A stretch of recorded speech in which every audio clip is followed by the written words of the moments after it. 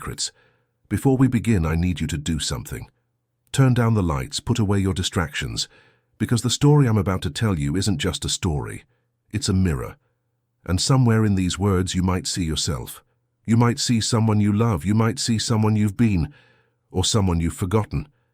This is not a fairy tale. There are no princes here, no castles, just a broken man behind the wheel of an 18-wheeler. And a girl standing in the rain, hoping someone would see her before it was too late. What happens next will stay with you. I promise you that. So settle in, breathe, and let the darkness wrap around you like a blanket. Because sometimes the most beautiful stories are born in the deepest night. There is a particular kind of darkness that only exists on highways after midnight. It's not the darkness of bedrooms or basements. It's alive. It breathes. It watches. And on this November night, somewhere along a forgotten stretch of Interstate 70, that darkness was waiting. Raymond Holder had been driving for 31 years. He knew every crack in every highway from coast to coast.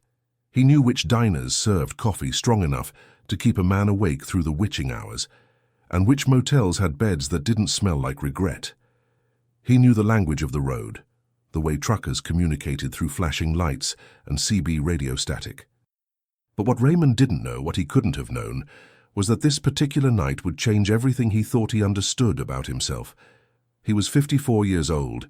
His hands were rough from decades of gripping steering wheels, his knuckles scarred from a life that had asked too much and given too little. His face told stories he never spoke out loud. The deep lines around his eyes weren't laugh lines. They were carved by grief, by loss, by the kind of pain that settles into your bones and becomes part of who you are.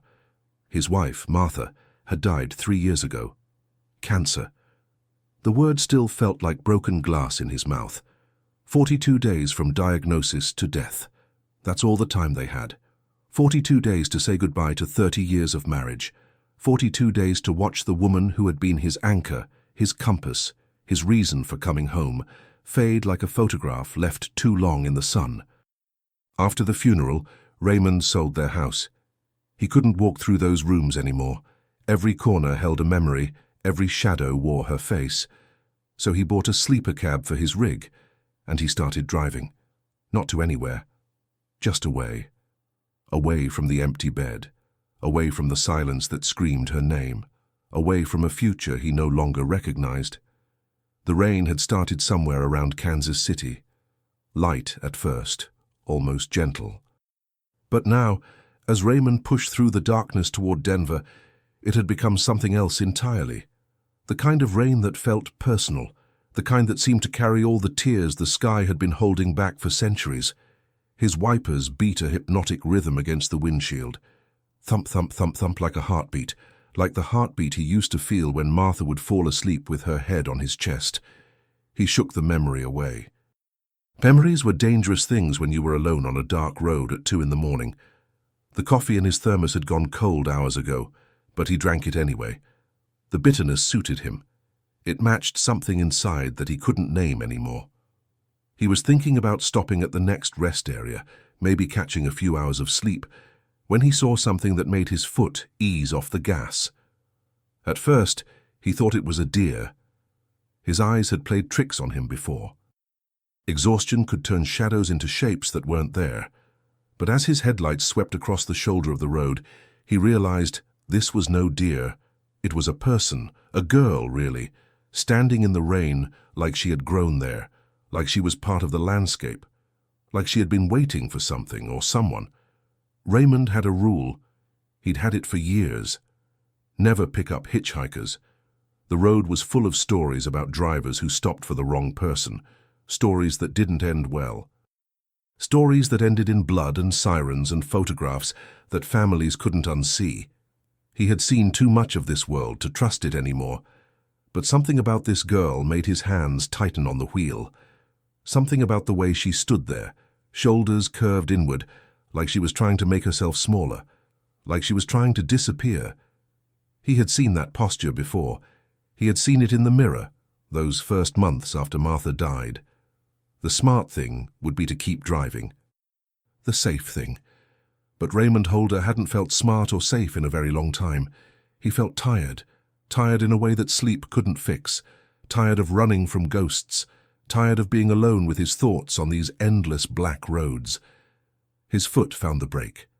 The truck groaned as it slowed, and in that moment, as the distance between Raymond and this stranger began to shrink, something shifted in the universe, something that neither of them could see or name. But it was there, waiting. Patient as the darkness itself, eyes that hold oceans. The girl didn't move as the truck rolled to a stop. She just stood there, rain streaming down her face like tears she had forgotten how to cry. Raymond put the rig in park and sat for a moment, watching her through the blurred glass of his window. She was young, too young to be out here alone. Early 20s, maybe. Hard to tell in this light. Hard to tell anything about her except that she looked like she had been swallowed by something larger than herself. He rolled down his window, letting the cold rain bite at his face. She still didn't move. "You need help?" His voice sounded strange to him. Rusty. He hadn't spoken to another human being in almost a week. Just the occasional transaction at gas stations. Just the voices on the radio. Talking to no one and everyone at once. The girl turned her head slowly, like it cost her something. And when her eyes met his, Raymond felt something crack open inside him, something he had been keeping locked away since the day they lowered Martha into the ground. Those eyes. They weren't the eyes of someone who was lost. They were the eyes of someone who had stopped looking, someone who had given up on being found. He recognized that look. He had worn it himself, those first months after the funeral. That look that said the world had taken everything, and there was nothing left worth protecting. She didn't answer his question. She just stood there, shivering, her thin jacket soaked through, no bag, no car in sight, nothing but this ghost of a girl, haunting a roadside that probably never saw much traffic this time of night. Raymond should have driven away. That's what the voice in his head kept telling him. This wasn't his problem. This wasn't his story. He had enough pain of his own to carry without picking up someone else's. But Martha's voice was louder. It always was. Martha, who had spent her life taking in strays. Cats, dogs, neighbors who needed a meal, strangers who needed a kindness. Martha, who used to say that you couldn't call yourself human if you walked past someone drowning.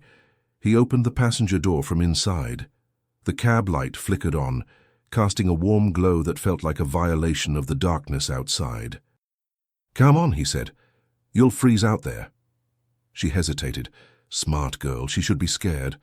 A strange man in a truck in the middle of nowhere. Every warning bell in her head should be screaming. But something in his voice, or maybe something in her own exhaustion, made her take a step forward. Then another. Then she was pulling herself up into the cab, bringing the smell of rain and something else. Something that smelled like fear and desperation, and a story that had too many sad chapters. She sat in the passenger seat, dripping onto the leather. Raymond reached behind his seat and pulled out a blanket. Army surplus. He'd had it for years. Martha had tried to throw it away once, said it was ugly as sin. He told her ugly things were the most important things to keep. She had laughed and kissed his forehead and let him put it back in the truck. The girl took the blanket without a word, wrapped it around herself like armor. Her hands were shaking, not just from the cold. From something deeper, something she was trying to hold inside. Raymond didn't ask her name, didn't ask where she came from or where she was going. He just put the truck back in gear and started driving. The road stretched out ahead of them, black and endless, and the rain kept falling like it would never stop. They drove for almost an hour in silence. Not uncomfortable silence, not the kind that demands to be filled, just silence. The kind that happens when two broken people recognize each other without needing words. Raymond kept his eyes on the road, but he could feel her watching him, trying to figure him out, trying to decide if she had made a mistake climbing into this cab. He didn't blame her for being cautious. He had learned long ago that trust was a luxury most people couldn't afford. It was the girl who finally spoke. Her voice was small, hoarse, like she hadn't used it in a long time. "Why did you stop?" Raymond thought about the question, really thought about it. He could have given her a dozen answers. Because it was raining, because she looked cold, because he had a daughter once, and if his daughter were ever standing alone on a dark road, he would want someone to stop. But those weren't the real answers. The real answer was harder to say out loud. "Because I know what it looks like," he finally said, "standing in the dark, hoping someone sees you." Knowing they probably won't, the girl went quiet again, but something changed in her posture. Something softened, just a little, just enough. "My name's Sarah," she said. Raymond nodded. "Raymond. Folks call me Ray." "I'm not," she started, then stopped, started again. "I'm not who you think I am." He glanced at her. In the dim light of the dashboard, her face looked older than her years, harder, but also fragile. Like porcelain that had been dropped too many times and glued back together by someone who didn't quite know what they were doing. "I don't think anything," he said. "I'm just driving." Sarah pulled the blanket tighter around herself.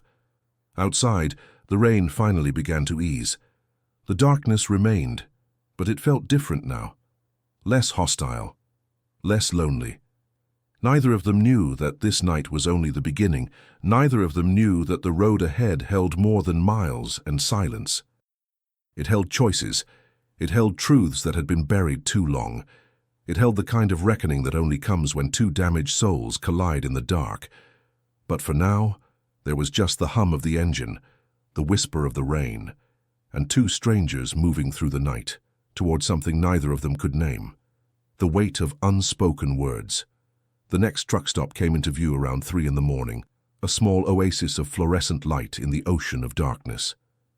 Raymond pulled into the parking lot, easing his rig into a spot at the far end, away from the other trucks idling in the night. Sarah had fallen asleep somewhere along the way. Her head rested against the window, her breath leaving small clouds of fog on the glass. In sleep, her face lost some of its hardness. She looked almost peaceful, almost like the young woman she should have been if life had been kinder. Raymond sat for a moment, watching her. He thought about his daughter, Emily. She would be about Sarah's age now, 23, maybe 24. He had lost track of the years since she stopped returning his calls, since she decided that her father's grief was too heavy for her to carry alongside her own. He didn't blame her. Not really. After Martha died, Raymond had become someone he didn't recognize. Angry. Distant. He had pushed everyone away because it hurt less than letting them in. Emily had tried. She had really tried. But eventually, even love runs out of patience. He wondered sometimes where she was, if she was happy, if she ever thought about him, out here on these endless roads, if she knew that not a single day passed when he didn't wish he could take back the words he had said, the doors he had slammed, the silence he had chosen over apology. Sarah stirred, her eyes fluttering open. For a moment, she looked confused, then scared. Then she remembered where she was and who she was with, and something that wasn't quite relief but was close to it, settled over her features. "We stopped," she said. A statement, not a question. "Figured you could use some real food," Raymond replied. "There's a diner inside, open all night." Sarah looked at the building, at the promise of light and warmth and the ordinary comforts that most people took for granted. She seemed to be wrestling with something inside herself. Some decision that Raymond couldn't see. "I don't have any money," she finally admitted. The words came out flat, practiced, like she had said them too many times before. "Didn't ask you if you did."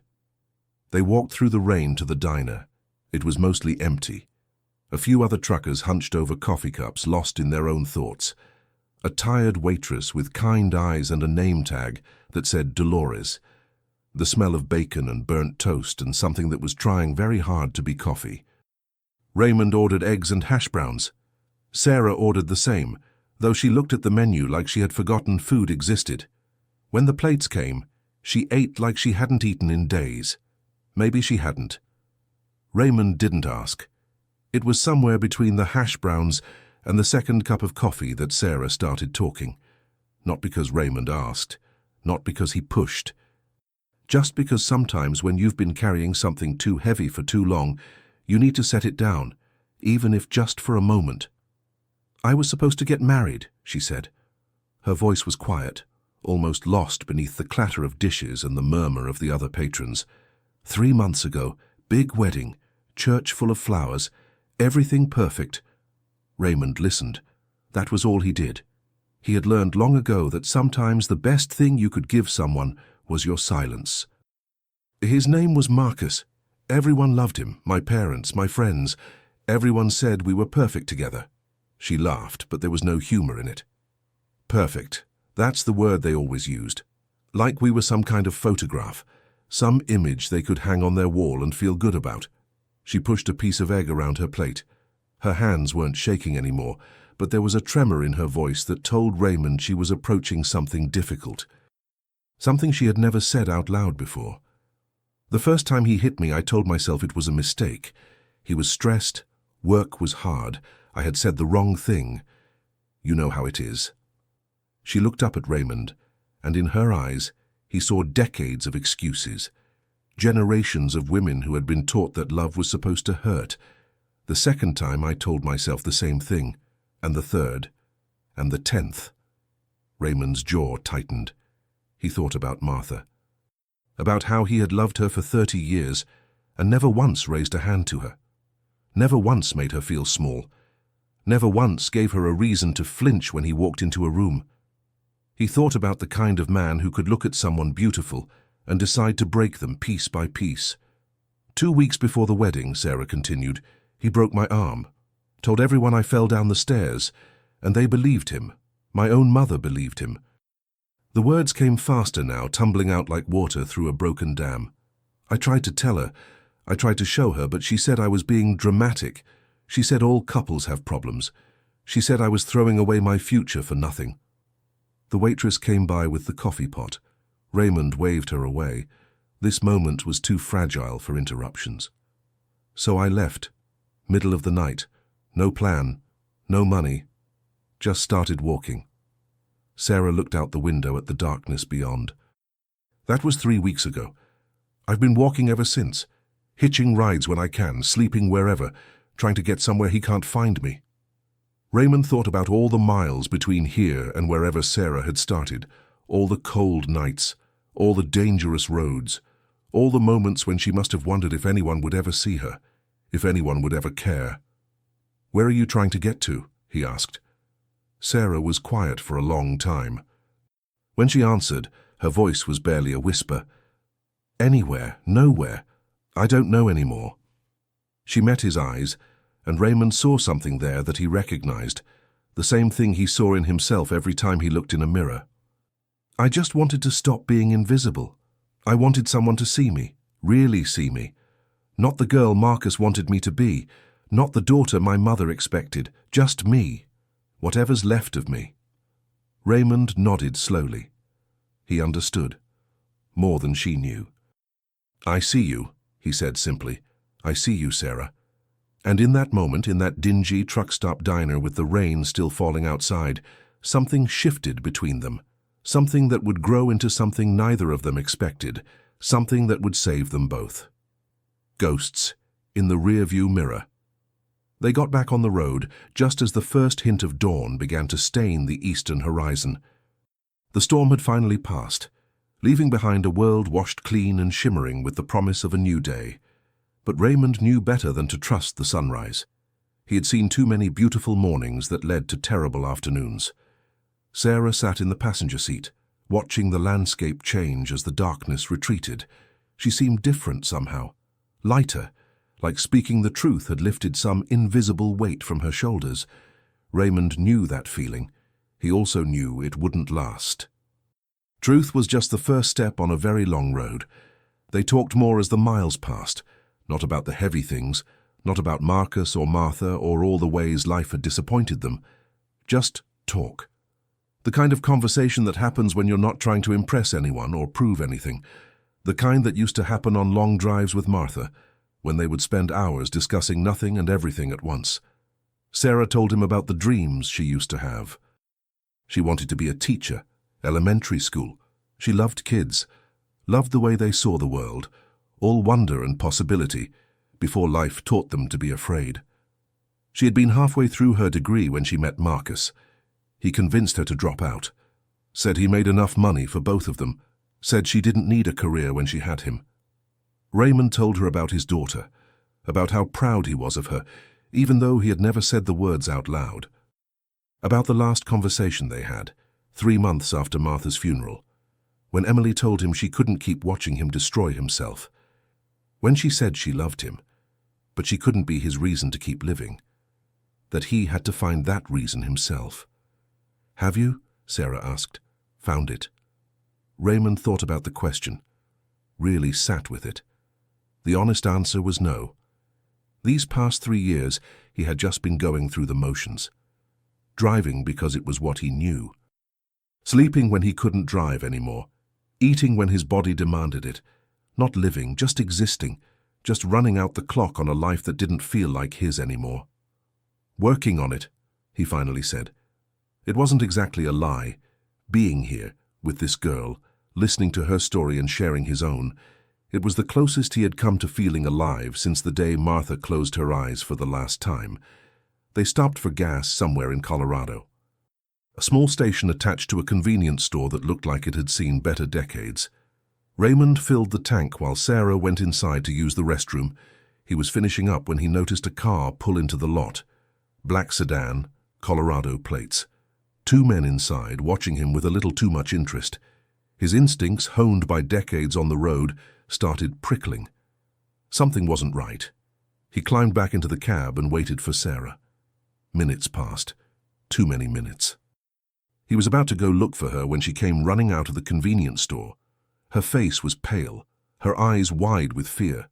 The same fear he had seen the night before, standing in the rain.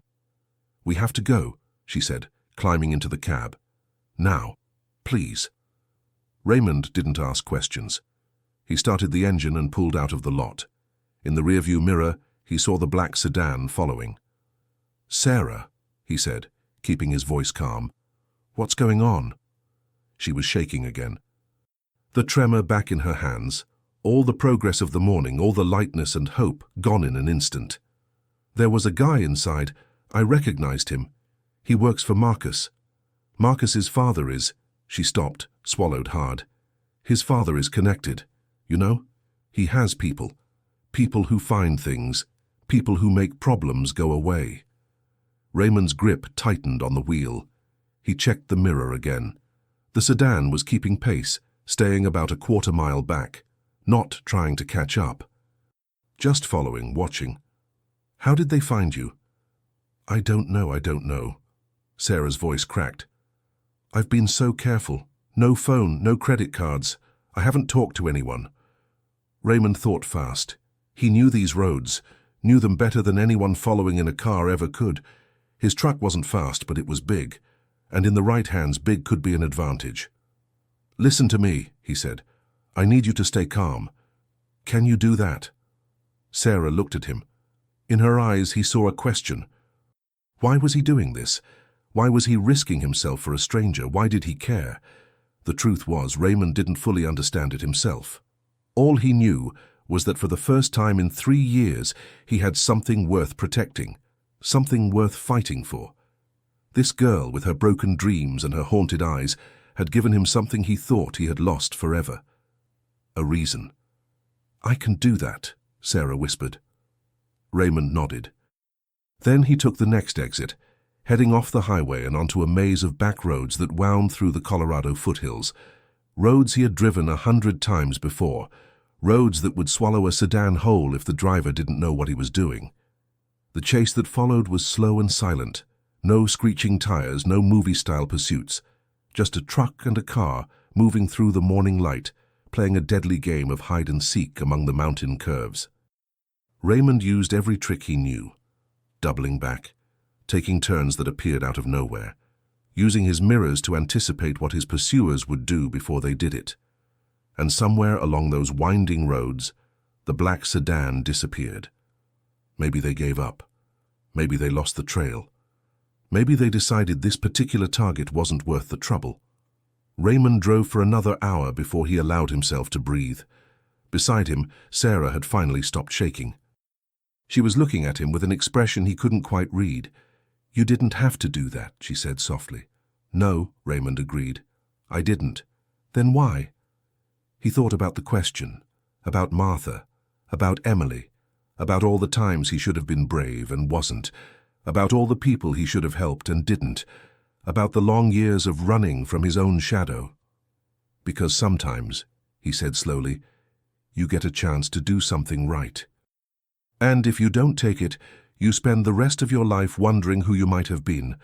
Sarah reached over and placed her hand on his arm. Just for a moment, just long enough to say thank you without words. And Raymond felt something he thought he had forgotten how to feel. Hope, the bridge between then and now. They found a motel somewhere in the mountains, the kind of place that still used actual keys instead of plastic cards. The kind where the owner didn't ask questions and accepted cash with a knowing nod. Raymond got 2 rooms, side by side, close enough that he could hear if anything went wrong. Sarah had protested at first, said she had been enough trouble already, said he had done more than enough, but Raymond just shook his head and handed her a key. Get some real sleep, he told her. We'll figure out the rest tomorrow. He didn't sleep much himself. He sat in a chair by the window, watching the parking lot, watching the road that wound down from the mountains. The black sedan didn't appear. The night stayed quiet. But Raymond had learned long ago that danger didn't always announce itself. Sometimes it crept in on silent feet. Sometimes it waited until you let your guard down. Around midnight, there was a soft knock on his door. He opened it to find Sarah standing there, wrapped in a blanket from her room, looking younger than ever. I couldn't sleep, she said. My brain won't stop. Raymond understood. He stepped aside and let her in. She sat on the edge of his bed while he returned to his chair by the window. For a while, neither of them spoke. The silence was different now, heavier, full of things that wanted to be said. Tell me about your wife, Sarah finally said. You've mentioned her a few times, Martha. Raymond looked at her. No one had asked him about Martha in months. People stopped asking after a while. They assumed you were over it. They assumed grief had an expiration date.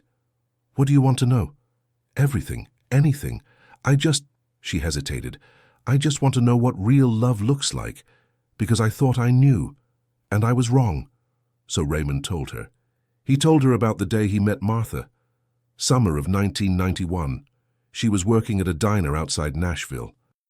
He was 23 years old, skinny as a rail, driving his first truck for a company that barely paid enough to keep gas in the tank. She had served him coffee and apple pie, and when she smiled at him, he forgot how to form words. He told her about their first date, a movie and a walk by the river, about how nervous he was, about how he said all the wrong things and she laughed at his jokes anyway. About how at the end of the night, she kissed him on the cheek and said she'd been waiting for someone like him. He told her about the wedding, small ceremony, just family and close friends. Martha's dress was second-hand, altered by her mother. The rings came from a pawn shop. But when she walked down that aisle, Raymond thought he was looking at the most beautiful woman in the world. He told her about the 30 years that followed, the good times and the hard times. The arguments that always ended in forgiveness, the quiet mornings and the long nights, the way she would fall asleep with her head on his chest, and he would lie awake just listening to her breathe. And he told her about the end, the diagnosis, the hospital, the final days when Martha was too weak to speak, but would squeeze his hand to let him know she was still there. The moment she stopped squeezing, the moment the world went quiet and never quite found its sound again. When he finished, Sarah was crying, silent tears running down her face like rain on a window. That's what love is supposed to look like, she whispered. Raymond nodded. His own eyes were wet. He hadn't cried in months, hadn't allowed himself. But here, in this cheap motel room with this broken girl who reminded him of everyone he had ever loved and lost, he let himself feel the grief he had been running from. You know what I learned? He said. After she died? Sarah shook her head. I learned that love doesn't end when someone leaves. It just changes, becomes something you carry instead of something you share. It's still there, every day, in every sunrise that she would have loved, in every song that makes me think of her, in every moment when I want to tell her something and remember I can't. He looked at Sarah, really looked at her, saw all the damage and all the strength, all the fear and all the hope. What Marcus did to you, that wasn't love. That was control. That was possession.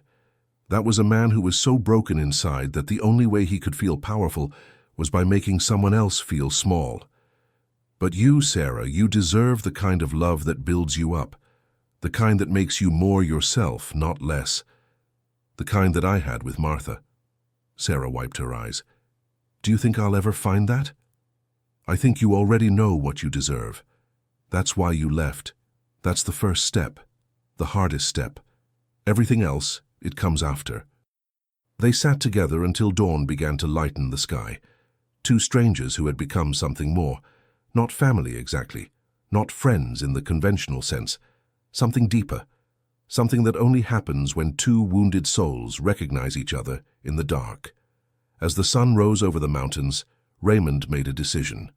He had been running for 3 years, running from grief, running from responsibility, running from the man he used to be. But maybe it was time to stop running. Maybe it was time to face the things he had been avoiding. I need to make a phone call, he said. Sarah looked at him questioningly. My daughter, Emily. I need to call my daughter. The conversation that changes everything. The phone booth stood at the edge of the motel parking lot, a relic from another era. Most people use cell phones now, but Raymond had never trusted them. Too easy to track, too easy to interrupt. Some conversations deserved the privacy that only a closed door and a dial tone could provide. He stood inside the booth, receiver in hand, staring at the number he had memorized years ago but never called. Emily's number, the digits that could connect him to his daughter, or condemn him to more silence. He had no way of knowing which. Sarah waited outside, giving him space. She understood.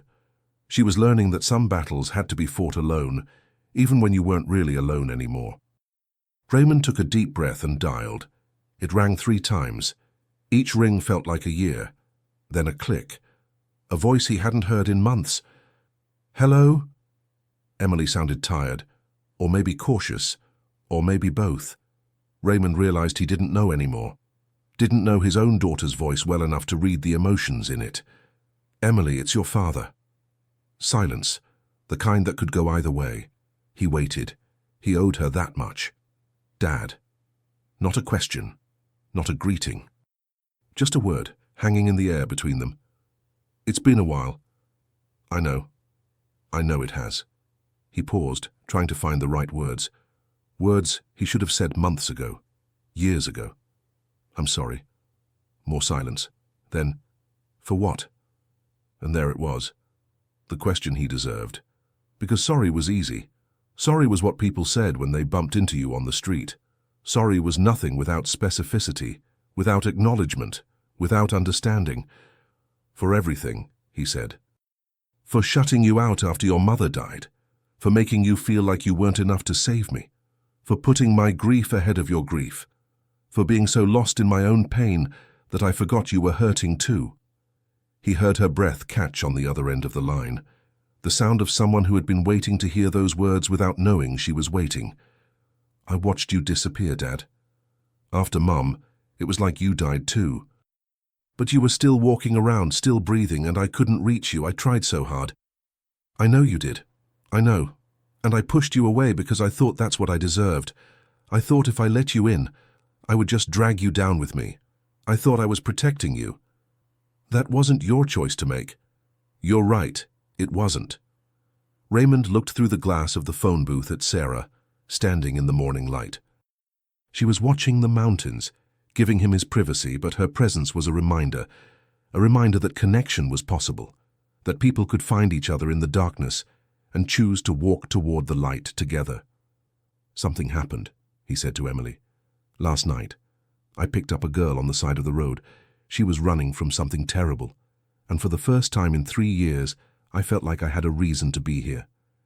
A reason besides just driving and never arriving anywhere. A girl? Young woman, about your age, scared, hurt, but strong, Emily. So strong. She reminded me of... He stopped. She reminded me of you, of your mother, of everyone I've ever loved who had more courage than they knew. Emily was quiet for a moment. When she spoke again, her voice was softer. The edge was gone. What are you going to do? I'm going to help her, get her somewhere safe, help her start over. He paused. And then I was hoping maybe I could come see you if you'd let me, if it's not too late. Dad, her voice cracked, just a little, just enough. It's not too late. It's never too late. Raymond felt something release in his chest, something that had been clenched so tight for so long that he had forgotten it was there. He leaned against the wall of the phone booth and let the tears come. Not sad tears, not this time. These were the tears of someone who had been wandering in the desert and finally found water. I love you, Emily. I should have said it more. I should have said it every day. I love you too, Dad. I always have. Even when I was angry, even when I had to walk away. They talked for another 20 minutes about Emily's life, her job, her apartment, the boyfriend she hadn't told him about because she wasn't sure he would care. Raymond cared. He cared about every detail. He drank in every word like a man dying of thirst. When he finally hung up, the sun was fully up. The world looked different, brighter, more possible. He stepped out of the phone booth and walked over to Sarah. "How did it go?" she asked. Raymond smiled. A real smile. The kind that started in his chest and worked its way up to his eyes. The kind he hadn't felt since Martha was alive. "Better than I deserved," he said. "Better than I ever hoped." Sarah nodded, understanding without needing explanation. She had seen something in him shift. Something that had been closed was now open. Something that had been dead was now breathing. "So what happens now?" she asked. Raymond looked at the road stretching out before them. The same road he had been driving for 3 years, but it looked different now. It looked like it was going somewhere. "Now," he said, "we get you somewhere safe. And then we figure out the rest." The place where healing begins. They drove for 2 more days, through Colorado and into Utah, through landscapes that looked like they belonged on postcards, red rock formations, and endless sky and horizons that seemed to stretch into forever. Sarah watched it all with wonder, like she was seeing the world for the first time. Maybe she was. Maybe when you spend years being controlled, being diminished, being told who you are and what you're worth, you forget how to see anything clearly. Raymond had made some calls. Old friends from his trucking days, people who knew people. That's how it worked on the road. A network of connections built over decades. People who owed favors, and people who were willing to do the right thing without asking too many questions. He found a place for Sarah, a women's shelter in Salt Lake City run by a woman named Grace, who had been through her own version of hell and come out the other side determined to help others do the same. The shelter was safe, secure, the kind of place where Sarah could catch her breath and figure out what came next. They arrived at the shelter on a Thursday afternoon. The building was unassuming from the outside, just another brick structure in a quiet neighborhood. But inside it was warm, colorful, full of life. Women and children moving through the spaces, some with haunted eyes, some with eyes that were starting to clear. Grace met them at the door. She was in her 60s, with silver hair and the kind of handshake that made you believe everything was going to be okay.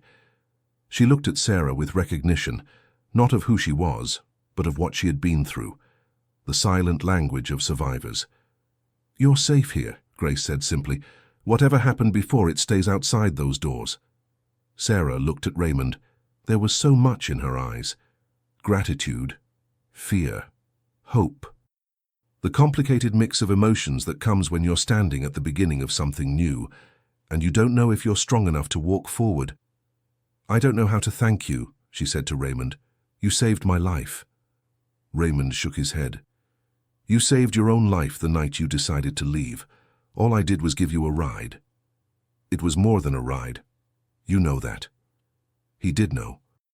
He knew that what had passed between them in those hours on the road was something rare and precious, the kind of connection that doesn't happen often, the kind that changes you in ways you don't fully understand until much later. "You're going to be okay, Sarah.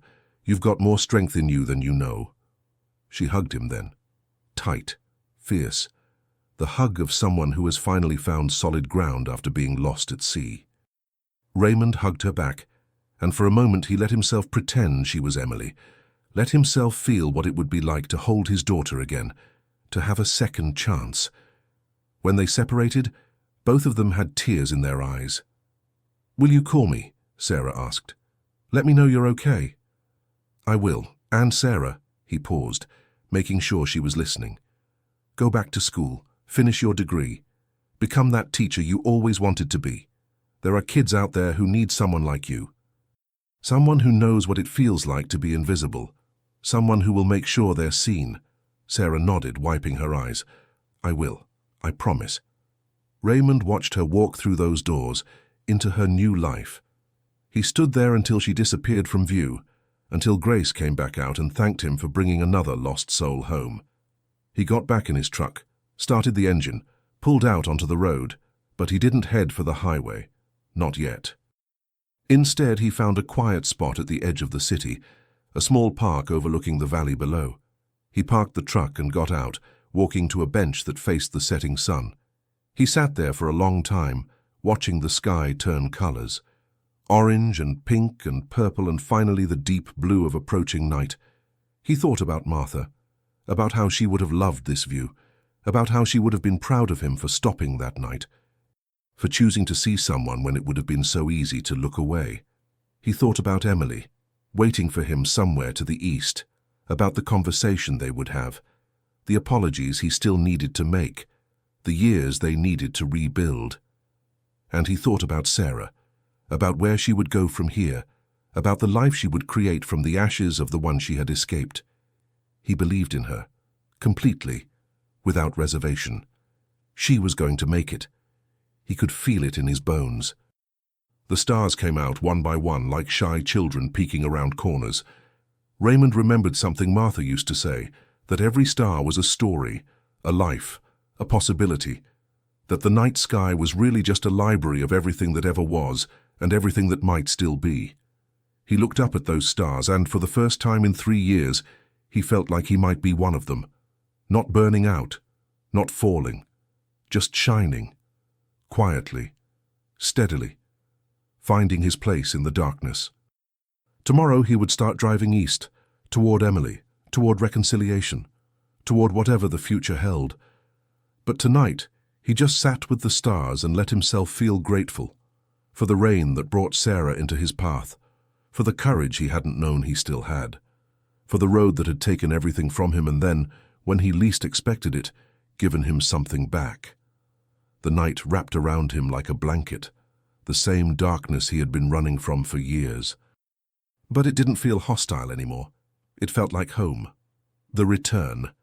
Raymond arrived at Emily's apartment on a Sunday morning. He had driven through the night, too anxious to stop, too eager to see her face. The building was nice, nicer than he expected. His daughter had done well for herself, built a life that didn't depend on him. Part of him was proud, part of him was sad that he had missed so much. He sat in his truck for 20 minutes before he found the courage to get out. His hands were shaking. Raymond Holder, who had driven through blizzards and thunderstorms and every kind of danger the road could throw at him, was afraid to knock on his daughter's door. But he did it anyway. That's what the last few days had taught him. That courage wasn't the absence of fear. It was choosing to act despite it. Emily opened the door. She looked just like her mother, the same brown eyes, the same smile that could light up a room. The same strength in her posture, the kind that said she had been through things and survived them. For a moment neither of them spoke. They just looked at each other, taking in the years, the changes, the distance that had grown between them and the bridge they were about to try to build. Then Emily stepped forward and wrapped her arms around him, and Raymond held his daughter for the first time in too long, feeling her tears soak through his shirt, feeling his own tears fall into her hair. "I'm sorry," he whispered. "I'm so sorry." "I know, Dad, I know." They stood like that for a long time. Father and daughter, grief and healing, the past and the possibility of a future.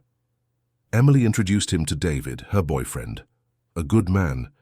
Raymond could tell by the way he looked at Emily, by the way he made sure she was comfortable before he thought about himself. The kind of man Raymond had prayed his daughter would find. They talked for hours. About everything. About Martha. About the funeral and the months that followed. About all the things Raymond should have said and didn't. About all the ways they had both been trying to survive without knowing how. Emily showed him pictures, her life over the past 3 years, vacations and holidays and ordinary days that Raymond had missed. He looked at each one like it was precious, because it was. Every moment, every smile, every piece of his daughter's life that he had been too broken to witness. And then Raymond told her about Sarah, about the girl in the rain, about the choice he had made and why, about how saving a stranger had somehow saved him. Emily listened with tears in her eyes. "Mom would have been proud," she said when he finished. "She always said you were a good man even when you forgot it yourself." Raymond looked at his daughter, at the woman she had become, at the life she had built in spite of her father's absence. "Your mother was the best thing that ever happened to me," he said. "But you, Emily, you're her legacy. You're everything good about her still walking around in this world, and I almost missed it. I almost let my grief take you away from me too." Emily took his hand, squeezed it, the same way Martha used to do. "You're here now, Dad. That's what matters. You're here now." Raymond stayed for a week. He slept in the guest room and had breakfast with Emily every morning.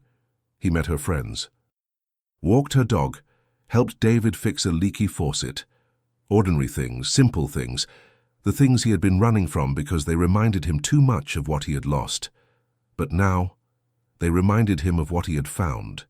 A second chance, a new beginning, the possibility of redemption. On his last night, Emily asked him what he was going to do next, where he would go. Raymond thought about the question. A week ago, he would have said he didn't know. Would have said he would just keep driving until he ran out of road. But something had changed. "I'm going to come back," he said. "Regular visits, holidays, birthdays, every chance I get. I'm not going to miss any more." Emily smiled, the smile that was her mother's smile, the smile that made everything worth it. "And what about the rest of the time?" Raymond looked out the window at the night sky. The same stars he had watched from that park in Salt Lake City. The same library of stories still waiting to be read. "I'm going to keep driving," he said, "but not to run away anymore. To pay attention, to look for the people standing in the rain, to stop when others would keep going." He turned back to his daughter. "Your mother spent her whole life taking in strays, making sure nobody felt invisible. I spent 3 years forgetting that lesson. But Sarah reminded me, and I don't want to forget again." Emily hugged him one more time, tight, fierce, full of love and forgiveness and hope. "Drive safe, Dad. Always." Raymond got back in his truck the next morning, started the engine, pulled out onto the road that had been his home for so long. But it felt different now. It felt like the beginning of something instead of the end, like every mile ahead was a chance instead of an escape. He turned on the radio. An old country song came on, one that Martha used to love. Raymond smiled and sang along, his voice rusty but sure, carrying the melody through the morning air.